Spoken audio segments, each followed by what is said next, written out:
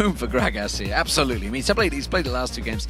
They played 2 games today. Thresh and Leon are already banned out, so 2 support bans targeted towards Nif, who's got a slight grin on his face. He's like, yeah, that's a respect ban, I think, going towards him. Kale and Kassadin, of course, being taken away. Nick did have a great KO game yesterday. Kassadin overall has been one of those top champions. Aurelia taken away from Wicked in that top lane, and the final ban was Elise from the jungle. So Lee Sin is up and available. Shook has played that yesterday.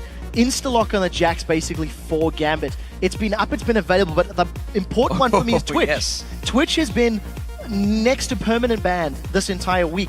Yesterday, Tabs himself said he feels it is the single strongest AD carry in the game on this patch, which is 4.7, and that's it, locked away. So Shook, comfort pick, Tabs, confident on his AD carry choice. You say comfort bit, but Evelyn was available. Shook is a big Evelyn play. We saw earlier on, he's got 6 wins, 0 losses so far in the summer. So interestingly, he went straight towards Lee Sin, maybe to take it away from Diamond. It's also because he's had very good performances this weekend.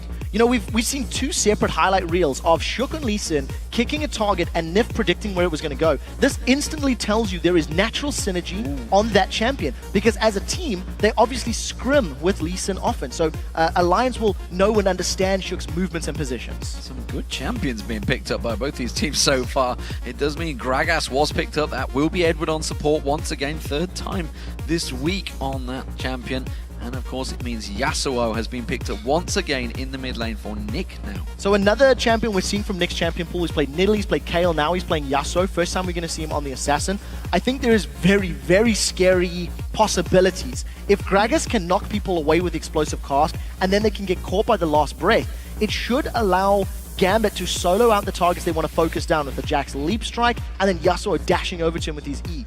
The only scary thing is, if Gambit don't get items and fall behind, it's going to be quite difficult for them to maintain control, because Twitch can snipe somebody down from stealth. Shyvana is going to be split pushing, should have an advantage early against Jax if they go 1v1, but obviously will be outscaled by Jax, who just becomes a monster in the very late game. Well, Morgana's risen to popularity from the end of the spring. Now we're seeing Lucian and Evelyn has been locked in for Diamond. So 100% win rate so far for Evelyn. Does that bode well for Gambit? We'll find out. The one thing I am a little nervous about on the side of Gambit is they don't really have a front line here. They've got very, very strong split pushing power. You can have Jax in one lane, you can have Yasuo in the other, and you can force Alliance to come to you and roam around. But they don't have your traditional tank. They don't have a traditional team fight comp. If Gambit do not target the correct champions when fights break out, the disruption from Lulu, Morgana, Shyvana, and Lee Sin is going to be enough to deal with Gambit. So the pressure is going to be for Gambit finding the right guy, locking him up with CC, and then killing him. If they don't do that, the tankiness from Shyvana, Lee, Lulu, Wild Growth, etc. should be enough of a frontline and disruption to deal with those assassins. But there's a ticking time bomb. Yasuo is just going to get stronger and stronger and stronger. Jax is just going to get stronger and stronger and stronger. So Alliance, I think they need to take advantage of their probably mid-game power spike and get in Gambit's face. Well, this is the 3rd game running. We've seen Froggen on Lulu as well. Of course, up against Yasuo yesterday for Selfie. It was a fantastic game. Selfie ran on that one. And we've seen some very good Yasuos, Kautar as well. Yes. See how Nick does it. It's going to be interesting. I actually think Froggen has tunneled on the Lulu very, very heavily. He's had some very good ultimates and some good play. We'll see if he can counter Nick here today. Well, with the players having picked their champions, which lineup do you think has the advantage? Tweet #Gambit or #AllWin to @LOL Esports and let us know. We'll check the results in the game. Now we'll have to take a look. I think from a compositional standpoint, I like the aggressive factor of Gambits, because they do have, you know, a flanking jungler in Evelyn. She doesn't really want to be right up on the front line. Gragas is just going to disrupt everybody. And then you're going to have Jax and Yasuo diving in. So Genji's going to be chilling with no one. His whole team is going to be throwing themselves at their enemy. So if Gambit do not pick accurate, well-timed fights, I do think they can be in trouble. So we'll see how they pick their battles. Here we go, ladies and gentlemen. Game 1 of the day about to get underway. We've had 2 days of exciting, jam-packed action so far in this summer split Super Week. Let's see how this one plays out. Gambit starting out as the blue team up against Alliance as the red team with 2 members, formerly, of course, from Counter Logic Gaming EU. This is an age-old battle between some very historic players.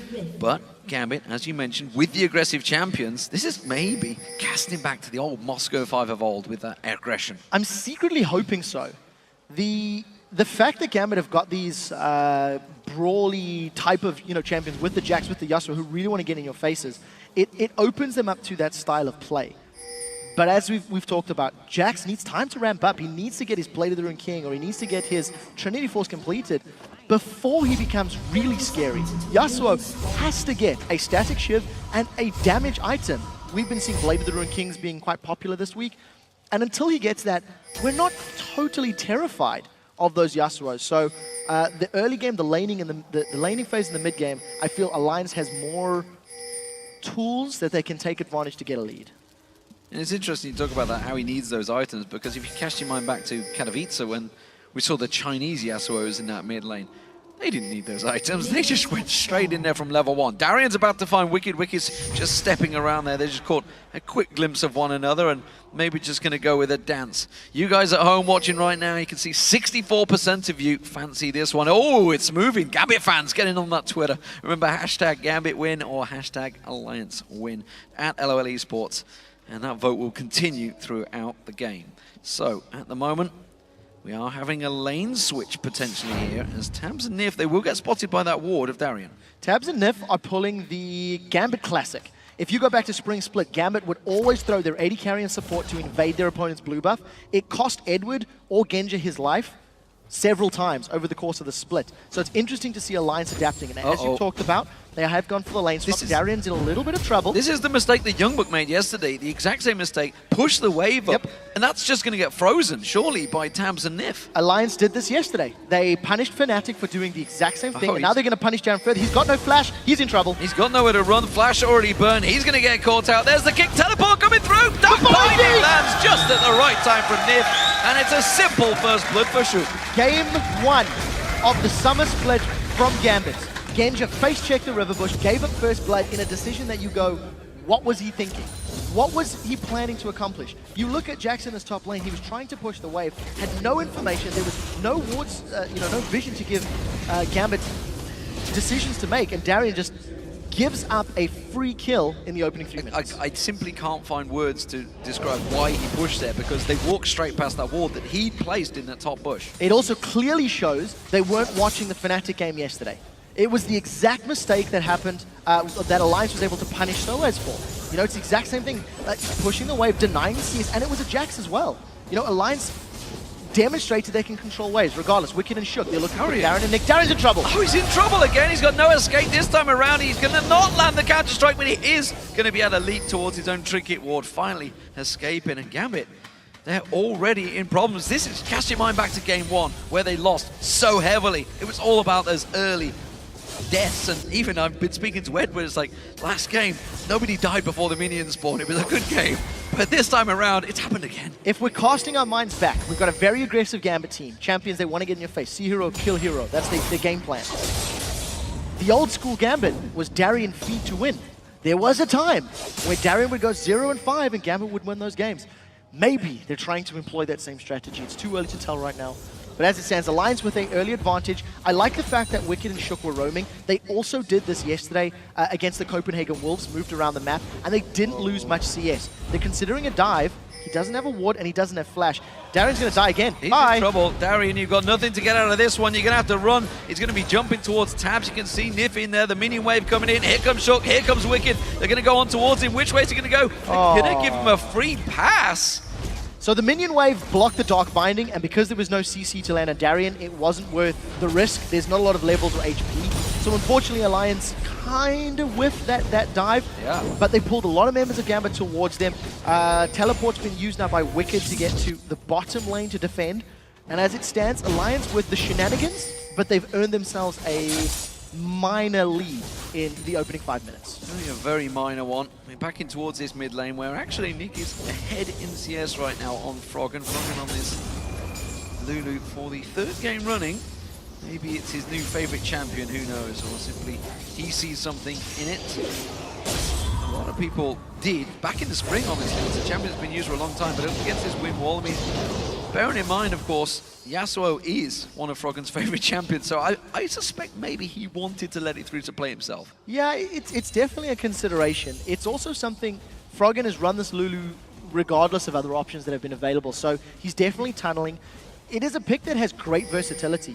Takes you a little bit longer to hit that damage spike because you need the likes of your Deathcap, Athenians, and then Lichbane before you can really start bursting people. But you have a good mixture of damage, of CC, and utility. And when you consider the rest of the team all has multiple things that they can do as well, it's a very smart pick. It allows Froggen to do multiple things. He can save a teammate, he can set up kills, he can get kills, etc. So smart play, and it's something Alliance have been demonstrating with all their picks and bans. Also needs some half carry game. Well, I suppose technically less so. good. Yeah, I would say less so. I agree with you. You would have with a Kayle, maybe. Correct, and I completely agree with you. And it's something that, again, has also showed. But good poke early on. Nick, at the lower levels with Yasuo, does have the option to bully a Lulu. And at the moment, you're just seeing Nick, he's actually defending, or he's denying CS with that wind wall. We've seen it used 3 times while we were spectating that lane. Well, speaking of CS denial, it was, of course, Alliance that did that against Fnatic in last game of the day. They didn't quite manage to get it this time around, though.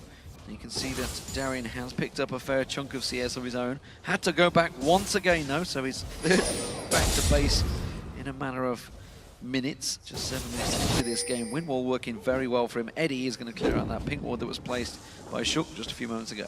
We'll see how the lanes settle, because we've still got this 2v1. Neither Gambit nor Alliance have made a big effort at pushing the towers down. We are on 4.7, so there's that 30 damage reduction on all outer towers, including the bottom lane. And it's actually nice to see that it has slowed down the laning phase to a little more of a 2v1 style of gameplay. Tabs is finally putting a lot of auto attacks down, but I don't think he'll get it this wave. May need 1 or 2 more before he can shut it out. Darren just taking so much damage, so much poke over and over. Good counter strike though, managed to block a lot of the basic attacks coming out of Tabs, but as you mentioned, the fact that they are about to hit level 6, both in the top lane and tower almost done. We'll see where Shook and maybe even Diamond starts to pay attention, because we haven't seen a great deal of Diamond just yet. We haven't, and I'm going to sound like a broken record, but when you're jungling against, when you have an enemy Evelyn in the jungle, you go for 2v1. Shook's bitten off way more than he wanted to. I had no idea Diamond was there, but look at the invade. Previous blue buff Tabs and If at the time are on it. Now, Alliance have got a 4-man stack thanks to their 2v1. They're not committing fully, because look at this. This has turned into a 4v4 very, very quickly. Nif's on the wrong side of the wall. Yeah, he may have to flash out of this one. He's going to see if he can pull any more aggro. He looks like he may be bait, actually. No, he will flash out. Didn't want any of that one. Simply got sidestepped by a single barrel. Could have taken that damage. So that was a level 4 Morgana. Had no soul shackles. And Shook again, biting off more than he can chew. He keeps trying to, you know, play cheeky around that blue buff and going aggressive on Edward. And both times backed off on damage. So got to be a little careful. His positional play hasn't cost him anything yet. But Alliance tried to make a play, tried to go for the blue buff. It didn't work out. Just going to miss the shot on towards Wicked there in that bottom lane. So Wicked going back towards that Sunfire Cape start this time around up against Genja, of course. It is fairly even between the two AD carries at the moment. As you can see, there's a 10 CS. They want to dive Wicked. Genja, because of course Tabs was around. I think it's actually going to be a blue steal rather than a dive on him. It may transition to a dive afterwards. It depends if Wicked sticks around. Smart play by Gambit. No, he's actually going below them. That's even worse, Wicked. Don't do that. Look at the play by Gambit now. They were pushed around by their blue buff. They made a call, a very educated call, that the blue buff was available for stealing, and just waltzed in and grabbed it, completely uncontested. Shook was at the double golems. There was no support from Wicked. And that all stems from the fact that Alliance committed resources to stealing a blue buff, as opposed to just defending their own and securing it. So, small win for Gambit. And still that top turret yet to go down, despite the fact Tabs had it so low early on. They backed away just before they could finish that objective off, going towards that blue buff. The timing not quite right. They will take it this time around, so this will be the first turret of the game going to Alliance. So, Alliance again, first blood, first tower. They have roamed around the map more than Gambit have, and that's interesting. Tab's actually using his ult just to clear the wave out quicker and hard push it down.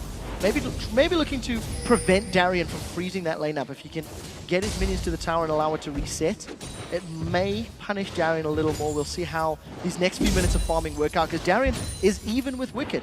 So he's doing what he needs to stay relevant with his opposite number. Yeah, and he's going to get stronger and stronger as this game goes on. So Wicked's going to have his work cut out if they don't start shutting that Jax down. Four members, stacking up in this mid lane. It is going to be Alliance. They found themselves a little free time. Teleport comes in. This is Darien actually coming in there. He does manage to land. Counter-strike, no. Has to back away from it. Takes a big burst of damage. Diamond trying to come in around the side there, but doesn't fancy starting on four members like that. Now, one thing I want to highlight as we're seeing this team start to group and stack up. Yesterday, I was quite critical of the Copenhagen... No, it wasn't the Wolves. There was a Yasuo game yesterday where there were not many knockups along with the rest of the team.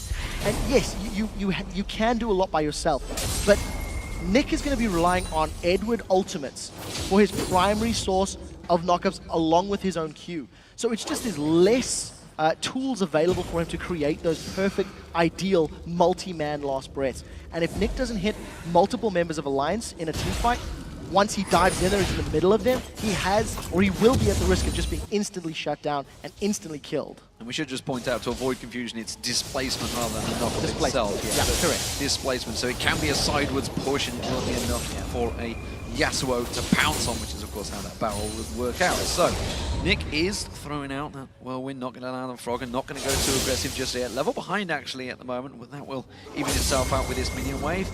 And let's have a look around the map. So, AD carries, fairly even, still just that 10 CS difference between the two. Still no Blaze of the Rune King completed by Tabs, while Genji can support that Bloodthirster. Standard builds for the two. The interesting thing to note is neither support have access to their ultimates yet. We're 12 minutes in, we haven't had completely standard 2v1 because there's been a lot of rotating, there's been a lot of movement back and forth and around the map, and it's resulted in losing XP. Gambit, they made the first objective steal by taking Alliance's blue buff a few minutes ago, and they've got Dragon uncontested. Alliance, they had vision, they had full vision of that, and just simply were not in the same place. So Gambit have got a superior map strategy to Alliance because every time Gambit has moved, Gambit has secured the buff that they've been looking for, or the objective they've So the teleport is down at the moment. He's had to go back to base. I wonder if this is going to be a hard push straight towards his top lane. It seems like it. Frog and Shook coming around as well. Sniff and Tabs are already there. They're putting a lot of pressure on towards his turret. Darian's going to try and come in. Actually gets kicked back in there. He's going to get stun locked up there. That's going to be enough to take him down. And that's the second kill of the game for Alliance. The rest of Gambit come around. That ultimate's not going to be enough to land in there. So Alliance have lost their tower in the bottom lane. They've got themselves a kill, but they invested so many ultimates in just killing Darien. I don't know if they can continue the siege up. So they traded a kill for a tower. It's actually going to be net gain for Gambit, as it's going to unlock that bottom area of the map. Genji can either continue to focus Wicked or run away. He's been jumped on. Oh, Wicked's going to flash through. He fancies this one. He may well just be able to take it. You can see that Bilgewater Cutlass taken, but it's not enough to slow Genji down. Had to use the flash, heal, and dash to get away from that one. So Wicked bullied him out of the lane for now. Yeah, I don't really know why Genji was picking that fight. There was very little chance he was going to win with only a BF Sword and Vamp Scepter. But Summoner Spell's blown. No flash, no heal. He did get the same flash out of Wicked. Gambit are going to secure their own blue buff. So as it stands, very, very even Stevens in this early game. CS numbers are not anything really to write home about at this stage in the game. Now we need to see how Gambit play this one out. Do they want to go for split push? I think that should be the goal. I think Gambit should put themselves in a position where they can have Jax trying to side push a lane and pull aggression towards him, because Jax should be able to 1v1 anybody. Now Nif jumped on.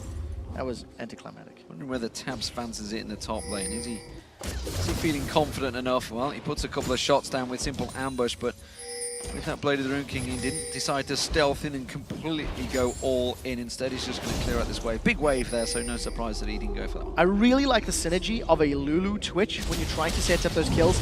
Twitch can come in, stealth up, get the shield from Lulu, and allow a Glitter Lance to land much more easily and much more safely. Once the slow is down, the Rat-a-tat-tat and the Blade of the Rune King slow just allows Twitch to decimate HP bars. We'll see if Tabs plays that style of game. It is a lot more of the sort of Korean assassin style of Twitch AD carry, and you can also go and try to just focus on teamfight ultimates where you land those multi-man rat-a-tat-tats. Yeah, we saw Sneaky doing it to great success, of course, over in the All-Star, up against OMG of all people. Mentioned to decimate them in the group stage, only to be countered as they moved into the semi-finals. Nick getting caught out with the Dark Binding from Nif and a quick tool there. Rogan Fancy that actually goes aggressive. You can see the stealth rat trying to get in there. That's going to be a good cull-in. Will do a fair chunk of damage on Nif. That was the ultimate used by tabs as well, but he was not in range. No, couldn't actually connect. That was a very good glitter lance from Froggen's Froggen. They fancy it. He's going this time. Wild Growth bounces Nick in the air. They want to get the finish. This time around, he's going to go aggressive. They do manage to catch on towards him. Darian just about leaps out of that stun. Shook goes very deep on that one. Too deep, in fact. Now Darian's going to get taken down. Eddie's taken low. Diamond's trying to catch on towards him. It's a double so far for Froggen. And that one counter kill from Genja on Shook. Yeah, 1 for 2 at the end of the trade, and that was a very quick reaction from Shook. He jumps into the fight, managed to kick Darian backwards. I also want to note that was a good combination between Edward and Nick for the last breath, but it didn't result in anybody dying. There wasn't enough damage, as we've talked about constantly. So Alliance, they get themselves some kills, they invest a lot into it, and now Froggen's been jumped on. Froggen's going to get pounced on. Has he got enough to try and get away from this one? He's burning down. That red buff will not be enough, and he will back away just in time. Yeah, the key to note is that Alliance keep investing all of their ultimates and all of their abilities to get these kills, but it's not getting them objectives yet. I do think their team will do slightly better in 5v5s in, you know, the 15 to maybe 30-minute mark, but once we start getting later than that, it's going to be very scary once Yasuo and Jax get rolling. So there's going to be a lot of importance on Alliance to make sure Jax and Yasuo are away from Froggen and tabs. If they go down, yes, Wicked and Lee can do some damage, but they cannot afford losing either Lulu or Twitch the later this game goes. Well, with that, 3 kills now stacked upon Froggen, you can see just how much ability power is already stacking out. The other thing's been picked up, needlessly large rod. He's wiping out that minion wave in what I think Freak and Zyrene referred to as the most satisfying gold collection ever, as it just trundles across all those minions with that glitter lance. Nevertheless, it's working well for Alliance so far. They have the kill lead, they have the gold lead, and technically, they do not have the objective lead, though, because they are down a dragon, which will be up in a minute's time. And Gambit, are they in a position to fight for it this time around? No teleport for Darian in the top lane. Yeah, Alliance had no position or timing on the previous dragon, so it was, I would go as far as to say it was snuck away from them. They simply weren't in position to contest, even though they had vision, and then they opted not to. So now we do see Genja. He may get towered. Froggen's done it once, he's doing it again. He's going to put some early aggression down, takes a few too many tower hits. Now Diamond's coming down the river. Eddie's making his way down the side as well. Are they going to go in for this one? Shook is, of course, standing by with Froggen. Safeguards in there. Does show himself actually on that middle wall. This is actually a scary position to be in for Alliance because they're split. Yes, Gambit doesn't have their AD carry with them in the mid lane, but if Gambit start going for Dragon, they're slightly tight in that the 4v3 balls in the mid lane will work in favor of Gambit. Now Froggen is about to find himself between a rock and a very, very Russian team. Yeah, 3-2 split, has to use the Wild Growth to go through. Can he get to his team in time?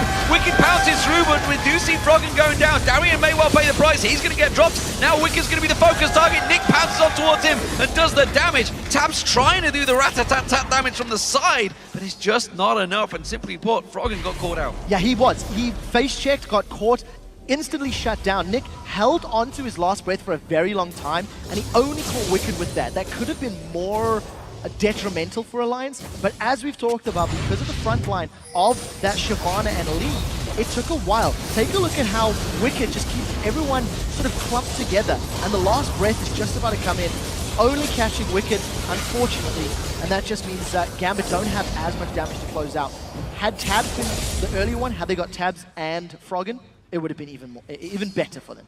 But again, it doesn't gain an objective for either team. Gambit didn't go for the dragon, but it sets them up nicely to try and get in there. It evens out the gold as well to just 400 between the two teams. Barrels being rolled out from Edward on this Gragas. He's the only one so far in Europe that is championing this hero as a support. We did see it, I believe it was, in the Lone Star Clash by, I think it was Bubba that played it over there. So North America have shown signs of it. Of course, their LCS will be starting tomorrow night. And of course, everybody will be tuning in that. He got it. A steal from Diamond on the blue wall. Simple smite steal. I mean, the smite's not going to be available for this dragon though. It's not, but they know that Wicked's not there. I mean, top lane Wicked, no teleport available, so another easy dragon for Gambit. They're going back to sprint split ways. They're going back to old school Gambit ways of completely controlling dragon. The problem is they've lost their mid turret, and now Alliance just need to back off. They can't afford getting locked up or knocked up by this Yasuo. Oh, there is an Alliance team moving across. They want their blue buff of their own. The rest of Gambit are coming in full force. 5 members of them piling in, and the Ace has been stolen away by Shook this time.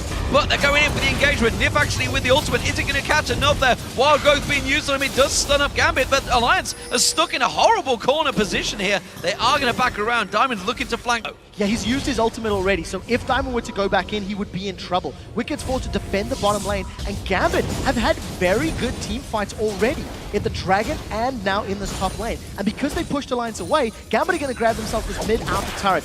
Nobody from Alliance can defend, and Gambit are going to grab themselves their second turret of the game, and they haven't even lost anything for it. They traded blue buffs. Both junglers, Smite stole that blue buff away. Gambit are going to carry on the pressure. Alliance need to respond, or they're going to lose HP on the inner turrets. Everybody's back, everybody's bought, and they do manage to get themselves back in position to defend that inner turret. Gambit happy with what they've just got. Dragon and a tower overall, as well as pushing them away, counter-trading blue buffs. So nothing too big between the teams. That Dragon, of course, does even out the golden, bring it in favor of Gambit now.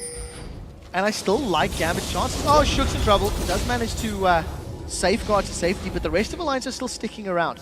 Now that Wicked has pushed out that bottom lane to the outer turret of Gambit, it looks like Alliance have done the tango and the dance, and they've caught Gambit on the off foot, off balance, and they're going to secure tower uncontested. It's a really interesting turn of events because neither team has responded to their opponent's aggression evenly. They've been able to take advantage of it and grab their own tower in reply, but they haven't really been able to hold them off or prevent them grabbing that objective anyway. Yeah, this time around there is no counter for Gambit. They have no objective to gain because all of the waves are pushed in Alliance's favor. So Gambit, simply put, have to clear out their own jungle, their own lane phase. You can see there's a big stack in that top, but nobody really going there. You can see Wicked's going to happily go and collect on that gold.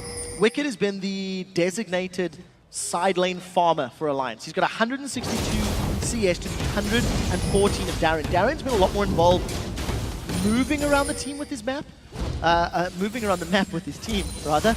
But it is because he's one of the primary front lines. Well, and yet this is a complete contrast to what they did against Fnatic. Of course, they put tabs up against Soaz's Janks yesterday. This time around, they've taken on the advice maybe of their analyst, whoever is feeding them the information, and Wicked is going up against Darren this time around. Although, in terms of items, it is much even. Yeah, he's grabbed himself that Blade of the Rune King as the first pick and now working towards tank.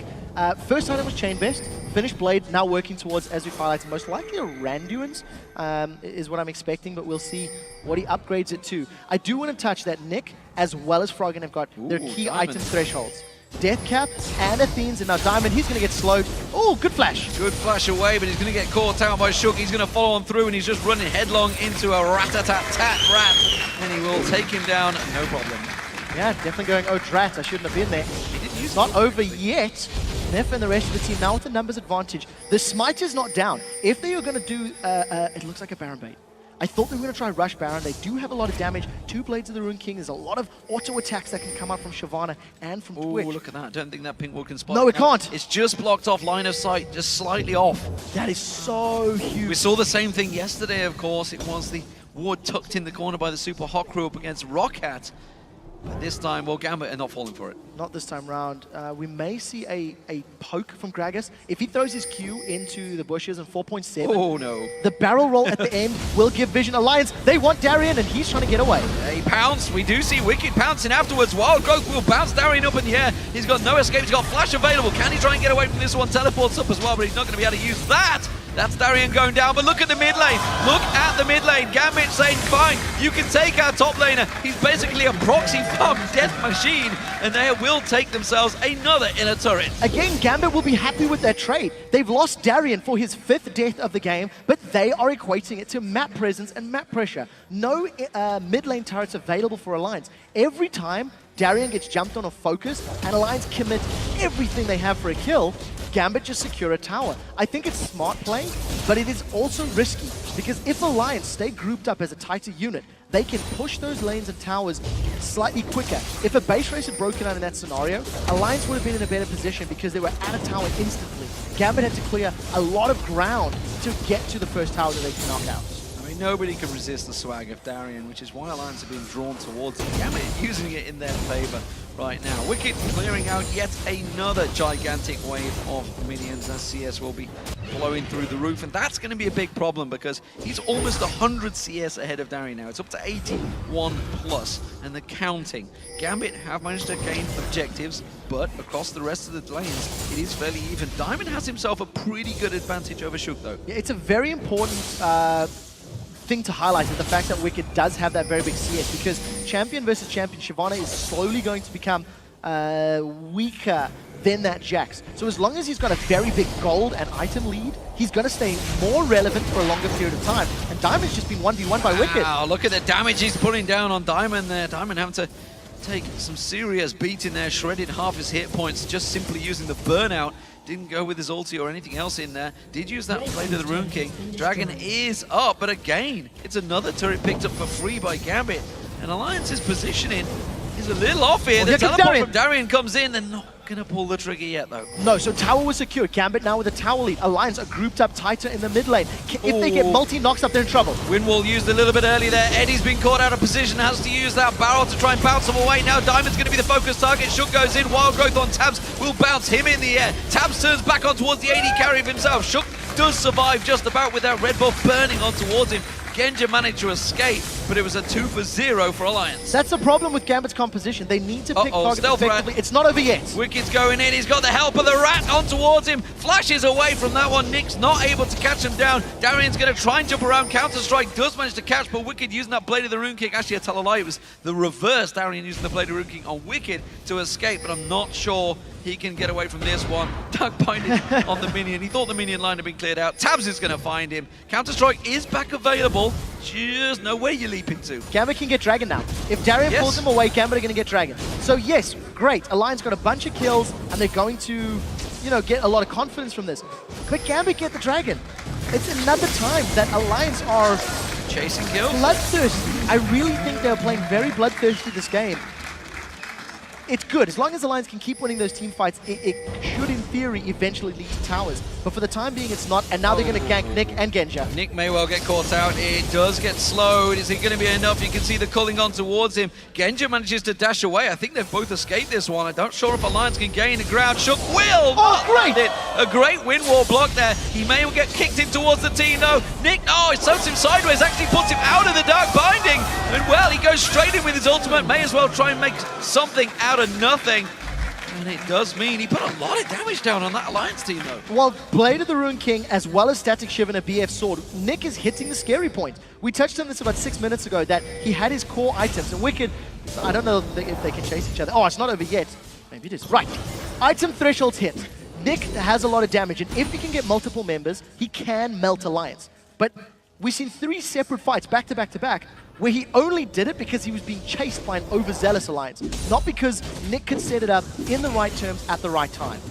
So in order for Gambit to pull themselves back into this game, they can't afford to be split up.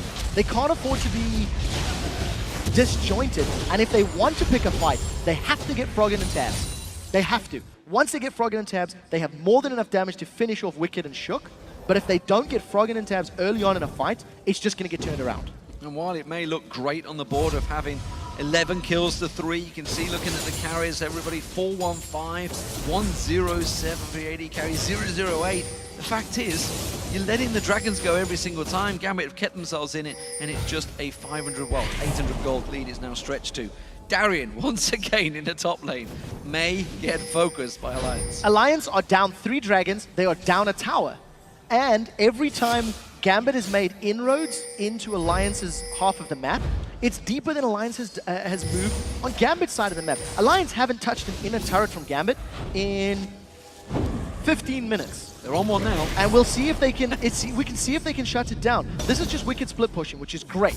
and the rest of the team is trying to make a play. We touched on how it looked like going to camp Darien, and typical, as I'm talking about, they make a play. But this is the first time as a team they've got into Gambit's territory, and it's resulted from split pushing, not from team efforts. They've been chasing kills as opposed to chasing towers. And maybe that's what they've suddenly realized, is like, guys, we're not actually making anything of this one. Pink ward will get cleared out, that's Alliances. They will not clear out that ward, and actually they're a little out of position now because Gambit have themselves a minion wave and 5 members all pushing straight towards that inhibitor turret. You can see the culling coming out, putting damage on towards Nif.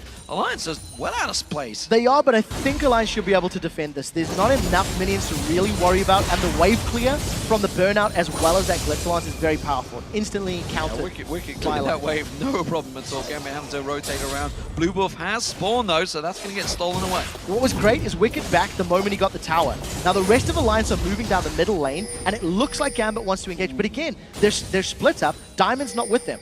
Diamond is one of the primary disruptive champions who's got to be in and amongst Alliance for it to work.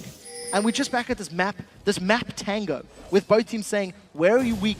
Alliance are probably going to look to come behind Gambit, and if anyone is slightly out of position, I think Alliance are going to commit. Darian's off to the side. Alliance are just thinking, you know what, you want to fight, come at us. We're going to keep pushing in that mid lane, clearing out that wave, and they're just having that little tango positioning around the Baron pit area once again. They keep trying to set up for this kill in the bush, and Gambit are not interested in it. The synergy between Alliance's team comp is why they're feeling so confident. They can do a lot as a 5-man. Edward is in trouble. Eddie's going to be the focus, but he's got that belly slam to just dash away. This time Gambit are actually caught in between a minion wave, which they're going to clear out themselves, push in. They have a big wave in that top turret right and bottom. Oh, Wicked's caught. Wicked caught out, but I think he's the one that wants to go in. Pounces in there. Wild Growth and a gigantic black shield on towards him. But look at this. Darian pounces in towards him. Wicked's going to drop down. Nif is in all sorts. They're going to manage to get 1 kill apiece. 2 kills now towards Alliance. Shook's going to try and get on towards him. Safeguards on Nif. Keeps him alive. Diamond has to back away. Eddie's going to get caught out. Shook on towards him now. Genja is still safe, though, off the side. You can see Eddie's going to get pursued. I think he may well go down, but again, Alliance chasing those kills. He gets punted in towards Frog, and that will be the death of Eddie eventually, unless he can sidestep. No, he will go down. Oh, that's going to be Poison's got him. Poison's got him. Yeah, at the end of the day, Poison gets him. Alliance 4 for 1 with a much better team fight. This is what we talked about. Because of the synergy of the champions, the fact that all of Alliance's abilities complement their teammates, it gives Alliance a superior team fight. Wicked just straight up jumped in there. 1v5, he had the black shield, he had the wild throws. Look how this fight starts. The moment they're like, look, we can win this. Wicked dives back in there, instantly gets the wild growth. He's got a very big slow that he's applying to everyone around him thanks to Froggen's ultimate. Unfortunately, Froggen was forced to flash away because he was a little overextended. And because Gambit just don't blow somebody up, they can't win the team fight. They're all damage dealers. They don't really work that great unless they all hit multiple targets. And unfortunately, Nick and Darian just didn't have the burst and the cleanup power to take Alliance down. Alliance now on the Baron. They have a lot of their ultimates available, so Gambit will be hard pressed to defend. Despite a 4-1, it was definitely a messy fight, that's for sure. Darian looking to maybe try and land one of those big counter-strikes. Instead, he goes in towards Frog and gets bounced away by the Wild Growth. Nick goes in. Is he going to get enough damage down? Shook was the focus target. The Baron still putting some of that poison stacking damage down on towards them. And now they've actually left it open for Gambit, who will willingly go in towards that Baron pit. They're keeping it low. Now, Baron hasn't had a chance to regen, but Tabs is on the front line. Edward is trying to zone. Keep your eyes on the Baron as well as Rat-a-tat-tat. Darian's in trouble now. Rat-a-tat-tat going down. Diamond's the one that's actually taking the big chunk of it. They've still kept that Baron in target. Now it's going to turn on towards him. It's not low enough for anyone to engage in it. Both these teams are in a dangerous position. It's very scary indeed. Baron is now regenning. It's back up to full health. This should be the reset factor. This should be the fight being reset. Nick, I don't know why he would go in. He knocked up only Shook and Nif. I guess it does push Alliance away. It put them in a defensive mindset, and they didn't want to run the risk of losing team members, so they instantly backed away from Baron. But he needs to hit Froggen and Tabs. Those are the targets. And thanks to all of the drama and all of the fighting, Gambit are back on another dragon. Genja, who is always outside of the fight, will happily take this dragon away. He's safe for now, and that's another dragon going Gambit's way. Every single dragon so far, 4 out of 4 going their way, which is what's keeping their gold up there despite being 15-4 down in kills. Gambit need to stop playing the map game, I think. You know, Wicked has been doing a great job at pushing the side lanes. He's actually got an uncontested tower in that bottom lane. If Gambit can force Alliance into skirmishes, force them into smaller groups. They can use their very strong champions. Darren's been caught out. We'll see if they can pick up the kill, but it's going to be tough. No, we'll just leap away to Nick. And he's safe once again. Look at this. Baron set up once again. They're going for it. Yeah, Darren does have teleport though, so as long as there's a ward in the pit, Darren can join in the fight. He's going to back and heal. The rest of Gambit are moving towards the pit. Again, look for the knockup, the cast from Edward, as well as the last breath. And here comes Darren! Ooh, that was fast. A very speedy Darien with home guard boots, but he didn't find his target, didn't get close enough. Pink wards will get cleared out, and the Baron is just chilling, wondering when he will eventually go down. Ladies and gentlemen, Summer Split Day 3 Game 1. The Baron dance is real. Again. Baron dance is on. I think we have to, somebody has to make a t-shirt. EU LCS, #1 Baron dance technique. Alliance have been starting it. Alliance have been forcing Gambit to come to them. So in theory, Alliance are in control of the dance somewhat more. They are leading, as it were. The only problem is it hasn't equated to much. They've won one Baron fight. They haven't got the Baron. They've been pushed away from the Baron. And Alliance is still struggling to hold on to control of this game. Teleport's not available for Wicked, but there's a very big minion wave in the bottom lane. So if someone goes to deal with that, the rest of Alliance are going to look to hunt either get a tower, or maybe they'll probably just go right back to Baron. Genji's making his way down there. This may well be the time the Alliance have to go for that Baron. He's going to show himself now. Uses the Cull-in. They have to start that Baron up quickly. And they will. Wicked's going in towards it. The rest of Gambit trying to move in behind them. They have to delay them as quick as possible, but Alliance are aware of this one. They will land the Dark Binding on Edward. He's actually caught out. They do manage to pounce in. Wicked using that Ranius, trying to get the bounce on towards Edward again. It's the only target. It's a great explosive gas to force them away. And this time Genji has got back in. Eddie does go down, but is it going to be enough? Darien with that counter-strike's not going to stun out anyone because he had the black shield down on towards him. Great ultimate from Nif, forces him away. Nick goes in, ultimate flying. Nif does get taken down. Darien's going to have to run away from this one again. Wicked doing the chasing on the towers. It's only a 2-for-1 again. And Alliance didn't really gain too much from that. 2-for-1, they should be able to secure Baron. They know teleport is down. Darren was forced to use it to come into the fight. And in terms of how the fight played out, Alliance not afraid. They initiated on Daria, they initiated into the Gambit cluster. Even though the wild growth didn't hit multiple members, the zoning it offered was perfect. Now this is towards the end of the fight, where Gambit are in retreat mode. They've lost Edward already, and Nick unfortunately only catches Nif and Froggen. Well, I guess that's good. Froggen's the primary target, but he dove back into the Soul Shackle. So the moment he landed from last breath, got stunned up, got focused down. And this is the problem you have with this assassin and this all-in of Jax. You can just get squashed when you have no defensive items. So Baron finally taken by Alliance. It took them some doing, that's for sure.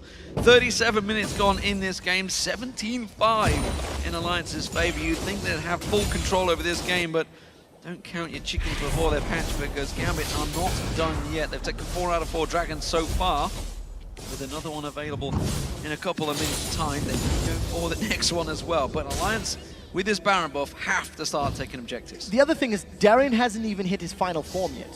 You know, Darien is still looking to break the 9,000 power level. He's got no Trinity Force. He's got no Randian's Omen. His only completed item is the Blade of the Rune King. So there is still headroom to grow.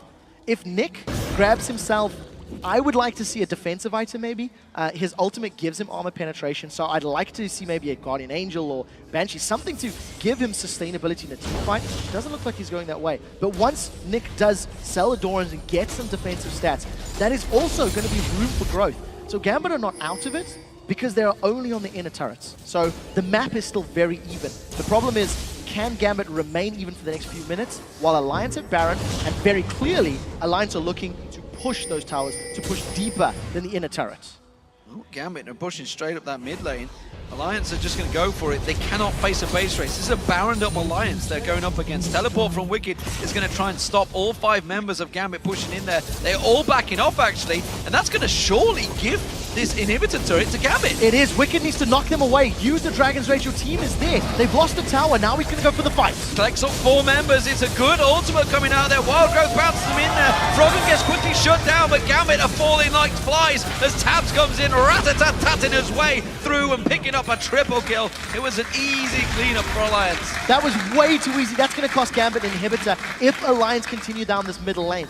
Tabs hit every single member of Gambit with that ultimate. Shook is on the hunt. He's got no flash though. Sonic Wave, not going to work. Genja again survives. 20 kills on the board for Alliance, and Genja is still yet to die. This is something they absolutely want, but are not going to get. Nevertheless, Alliance will keep pushing through this mid lane, and as you mentioned, they should be able to get this inhibitor. So Wicked playing it safe and hesitating until he had the exact support of his team was the right call to make.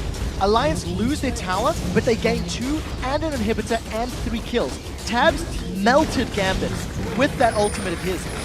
And had Gambit not been so tightly clumped and so tightly grouped, that could have gone somewhat different because they blew Froggen, blew him up very early on.